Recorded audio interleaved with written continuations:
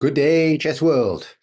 So we continue our wonderful exploration of Capablanca's chess endings to grow your strategic knowledge, grow your planning.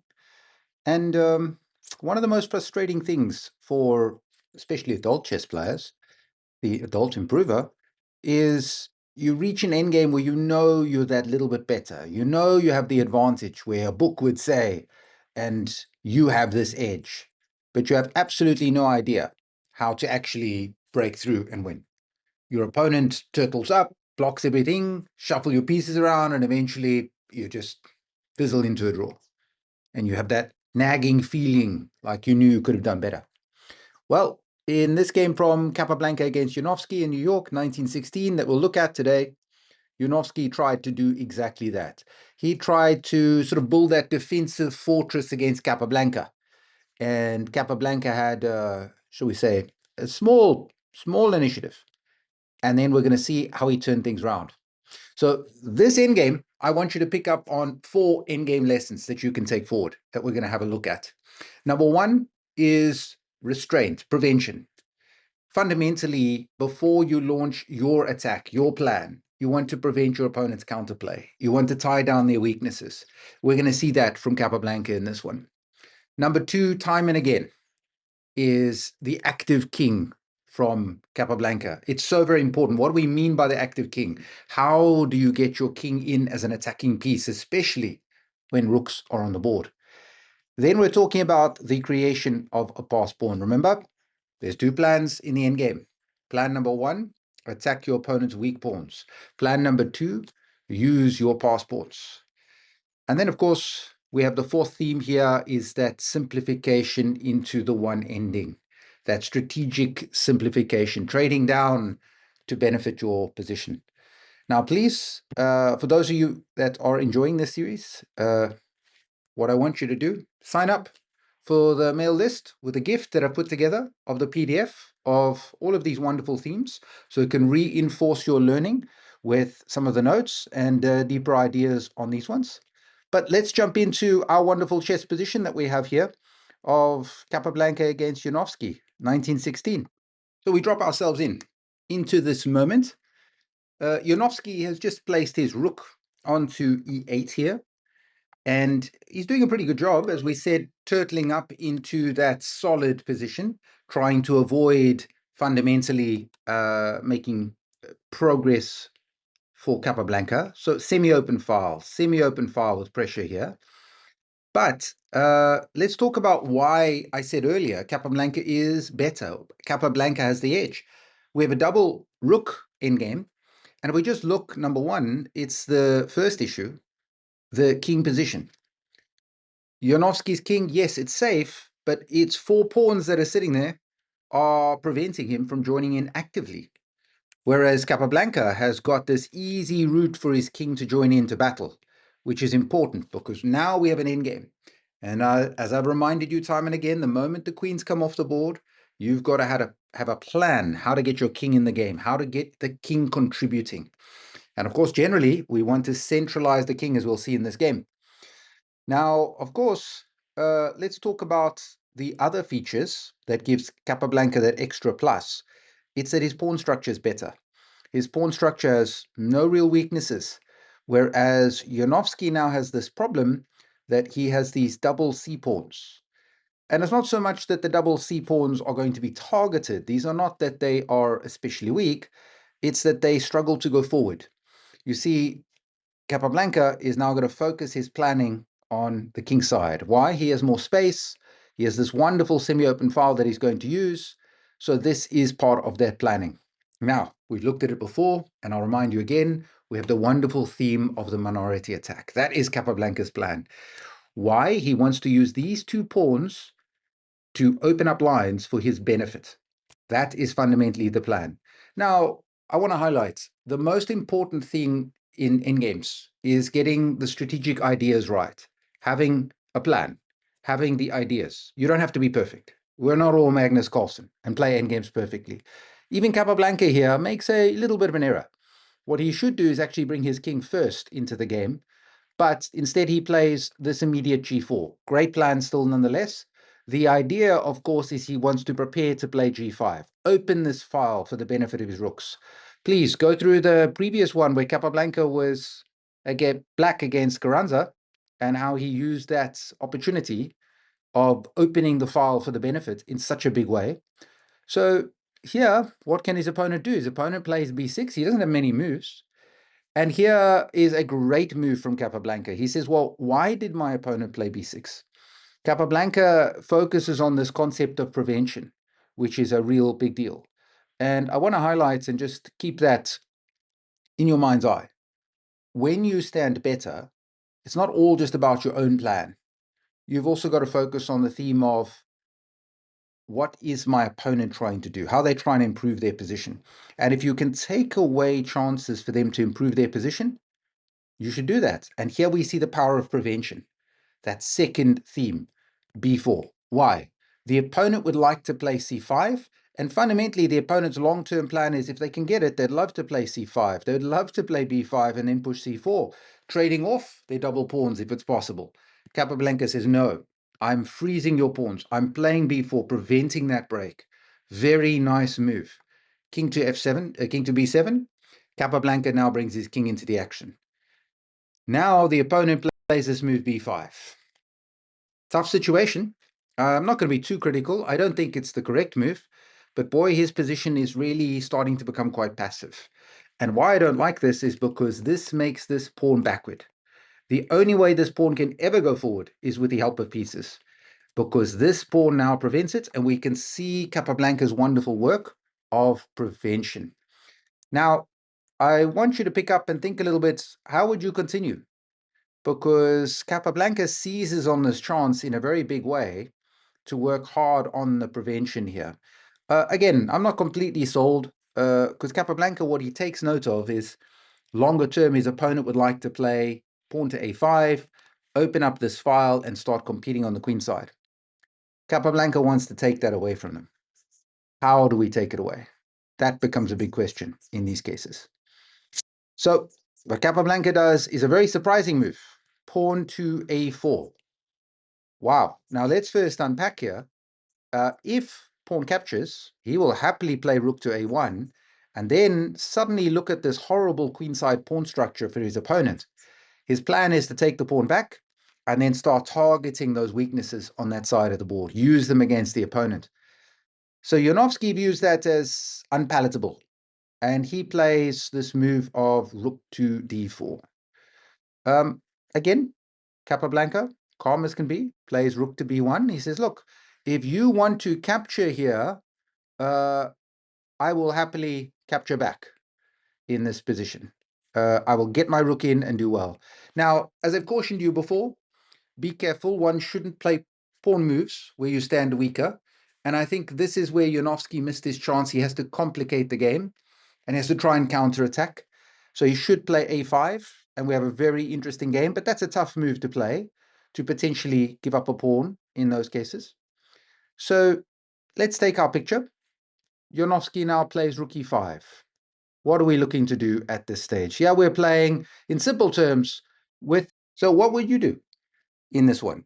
When we have this moment, rook e5, of course, clear as can day, clear as can be, we need to activate our pieces for our benefit. And here we get this great move.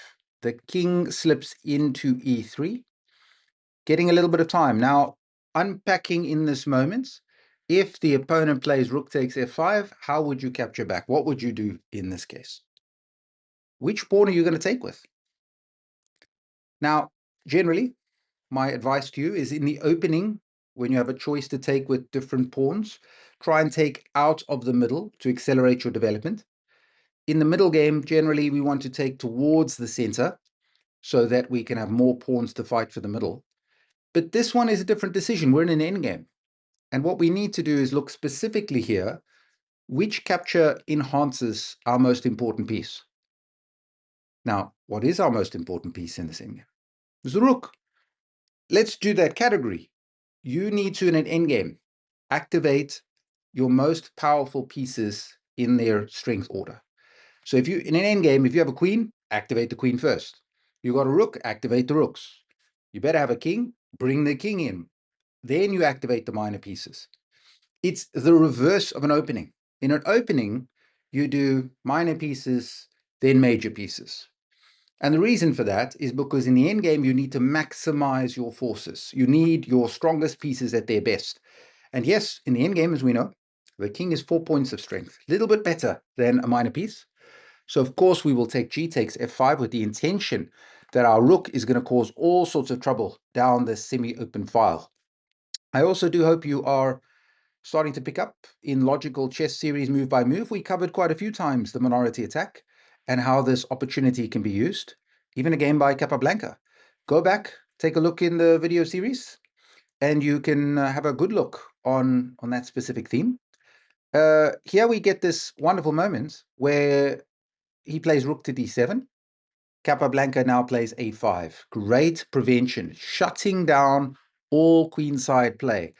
These two pawns have now done a wonderful job to end the progress of 4 pawns that black has on the side of the board. So black decides, well, I don't want to trade off, so I'm going to play rook e6. He doubles on this semi-open file. This is the same theme that we saw in the Carranza game where Capablanca was black, the previous one. Before he looks to open up this file with g5 or e5, he doubles in preparation, so his opponent cannot oppose him. Now the opponent plays rook e7, g5. Wonderful use of the minority attack. Absolutely great use of that minority attack in these cases. Now we'll see how Capablanca wins from here very smoothly. He has a substantial advantage, and we're going to pick up some of these themes. Look at the job of creating the pass pawn. He now has a protected pass pawn through the middle, and because of his wonderful job freezing that queenside, his opponent has no counterplay, none. He can't generate any play anywhere. Also, I want you to see how space matters. Control of the center still matters. Capablanca in our structure had 2 central pawns that allowed him to get the king into the game. So control of the center is a big deal. It's not just a little box you tick in the opening that I went and did it in the early parts of the game. You need to continue to control the center. So rook takes g5. Now let's talk about how he's grown his advantage. Number 1, he now has this protected pass pawn. That's a big deal. Number 2, his king is centralized and ready to fight wherever it is needed. Number 3, he now has these rooks on this only open file. The opponent cannot oppose. And finally, he's got this pressure against this pawn that he's going to be looking to target. So those rooks are doing exceptionally well. So his opponent tries to generate a little counterplay. Rook h6. Well, the pawn is weak. We're not going to give it away for nothing. So rook g3. What else was he supposed to do? There's really not much. Why he brought the rook back was he saw Capablanca's plan is to push and establish this pass pawn further along. So now a nice technique from Janowsky you can learn. When you're trying to stop pawns from advancing, one of the tools you can use is attack the front pawn as a preventative tool. Notice now the pawns cannot move because of the pressure on the front pawn. So a nice little tip. But Capablanca says he's not done. He understands the principle of 2 weaknesses. When you have a pass pawn, generally, you win because of it, not with it. So the goal now he understands is to tie down his opponent somewhere else. And that somewhere else is this pressure on this file. So he moves the pawn, h4. Janowsky sees nothing better and decides to play g6. He doesn't want to see the pawn get up here. Well, that's not preventable. Now the rook goes to g5.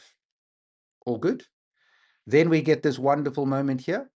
Pawn to h6, rook g4. Brilliant. Now this is a hanging pawn. Great. Okay, with this pawn being a hanging pawn, now the rook moves across to g7. Now remember, when we talk hanging pawn, means that there are no other pawns that can protect it unless it can move forward. You'll hear in chess, we basically use this term hanging, meaning it's sitting in the air with no protection. You could also have a hanging piece or a loose piece. So here in this case, rook g7.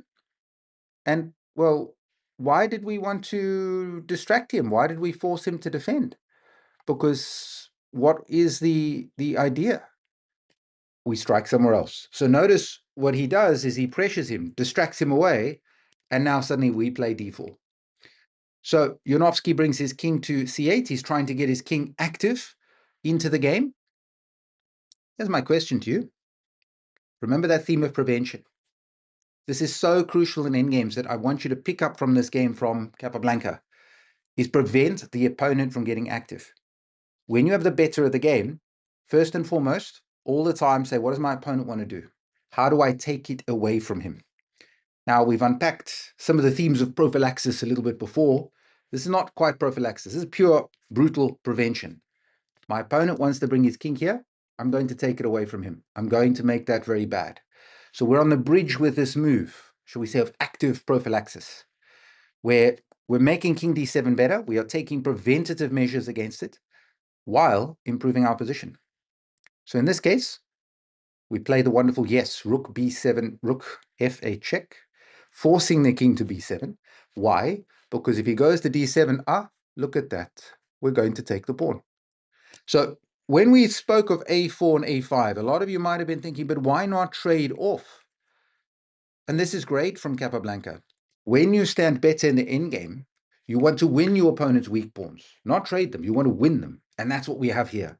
He fixed this weakness. And this is a long-term theme. Very, very nice in this case. So that rook is going to do a wonderful job swinging across and going to target this pawn on a6. Yes, those of you that are following on the series will see that we saw this in one of the earlier endings, except there, Capablanca was black and swung his rook across, winning with this idea of fixing a back pawn. So now the opponent plays has to, king b7. He cannot afford to drop that pawn. And look at this, brilliant. Capablanca has 3 pieces to fight with. His opponent has 2, because the king is out of the game. Massive, massive play. What a brilliant job. And in rook and pawn endgames, this is huge if you can do this. This is what you want to do. You want to try and remove the enemy king from the action. If you can, turn it into a target. Turn the enemy king into something that you're trying to checkmate or use tactics against. But this is brilliant from Capablanca. So we push e5, protected pass pawn methodically, getting closer and closer. We also see the value of a protected pass pawn. None of our pieces have to protect and worry about this pawn. It is held and by its compatriots. This little chain that white could establish means that that pawn on e5 is not breakable. So Janowsky does the best he can, which is g5. He's trying to establish his own pass pawn to generate counterplay. And here, another wonderful bit of prevention from Capablanca. He says, I don't care, you're not doing anything. You can't take here, I take your rook. So what does he do? Bring the king into the action so that he is continuing to press the opponent. Now part of the idea is the king can get in and we can push this pawn here. So there's another idea, rook f6, and if captures, the king will join in. And I want you to see that mismatch. It's massive. Now, here we're going to do a wonderful theme of why do we trade down? When you're trying to trade down, you want to amplify your forces. This is big. You want to make your forces better, removing the resistance. So I want you to remember, you must trade with meaning. You must trade with an intention. Please don't out there, I'm up, I must trade. Just trade off. Exchange pieces. No, exchange and win the exchanges, win the trades. The idea from Capablanca is he has 3 pieces to fight with, his opponent has 2.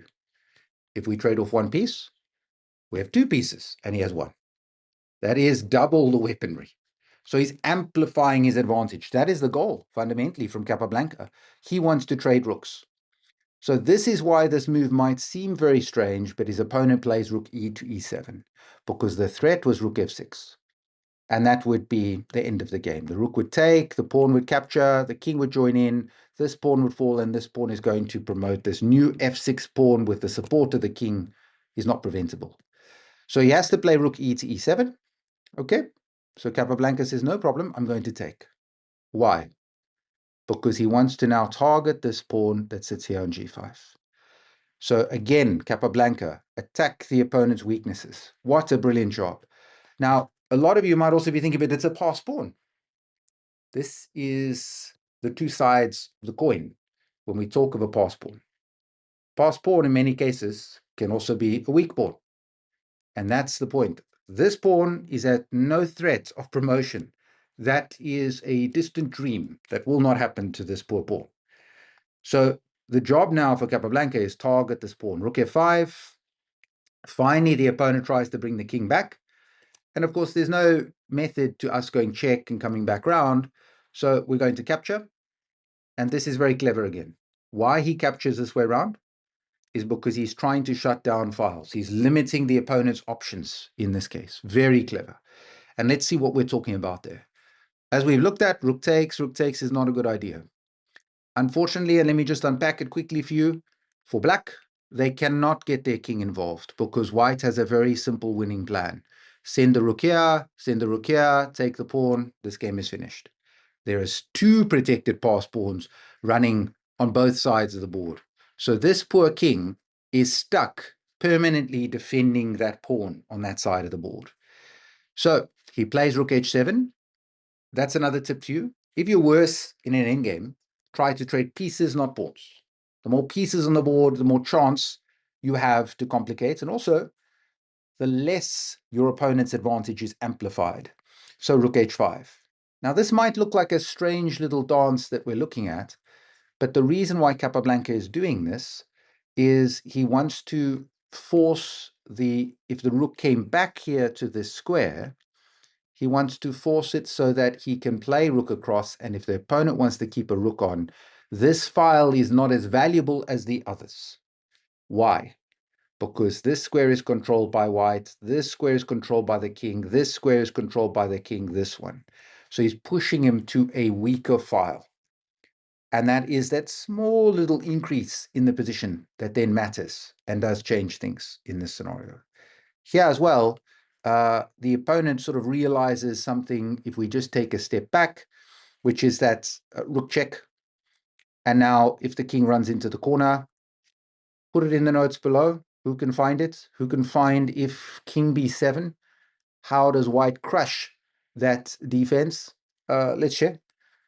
Let's share with everyone else and let's see who can find that one. So put it in the YouTube notes. And here in this position, the opponent decides, okay, I'm going to allow the trade. Captures because at least his king can run free. Capablanca plays rook f8. The opponent plays check. And now, okay, what are we going to do? Do we just run forward with our king? Capablanca says, no, I am not going to give up my pawns. I have a very simple win. What I'm going to do is I'm going to put the rook here, take this. Then I have this protected pass pawn and that one. My opponent will not be able to stop me. So let me just get my king safe. Rook check, king d2. The opponent, Janowsky, realizes here that the king is just going to go and hide in the side and establish this pass pawn, this protected structure. So he tries to complicate. He plays pawn to c5 instead of delivering with the check. He's just trying to create something. Rook a3, going after this one. And notice what Capablanca did, very important. He protects his pass pawn. He holds it together. Now, Janowsky goes after this pawn. He's trying to complicate, trying to do something. And Capablanca seals the game. He plays d5. That's game over. Why? Because these pawns are absolutely too strong. Let's just talk through this. Rook takes a5, rook to f7 check. And then, of course, when the king goes back to d8, c6. Now, the next one is the d6 pawn is going to be running forward. So he's stuck in a completely horrible situation. Let's say he plays b4. There are many wins, but one of the pretty ones to include in this position here, which is great, is rook to f8 check, king to e7, and then d6 check. What? Is he blundering the rook? This is crazy. Why would he be doing this? This is another one. Let's see who's first to post on YouTube. What happens after king takes f8? What is white's win? So overall, when we talk of the planning and the themes, please also put in your notes what you found most instructive in this endgame, because I am trying to communicate certain lessons and many of you might observe something else very valuable that we could add in future ones and could share with other people to pick up on. So please put in the comments, what did you find most instructive in this endgame? And let's talk then about those 4 lessons. The restraint that we saw from Capablanca, we're talking about that preventing the counterplay from the opponent. How often did we see that in this case? Then the active king. I mean, White's king was a star performer in this game, did so much work. Black's king, as a matter of fact, didn't get off the 8th and 7th rank, never joined in the game, really. Then finally, that process of creating a pass pawn, but didn't make a weakness. I want you to see that process of using the minority attack to remove that barrier, remove the f6 pawn. And then finally, that simplification, making the game easier. There was always that ever-present threat of trading off rooks so that his extra pieces in the game were going to mean so much more. And at the same time, eventually it was king and rook versus king and rook. And then we just see that Black's king wasn't able to contribute. So overall, I do hope you find this instructive, and let's continue on this wonderful series from Capablanca's Best Endgames.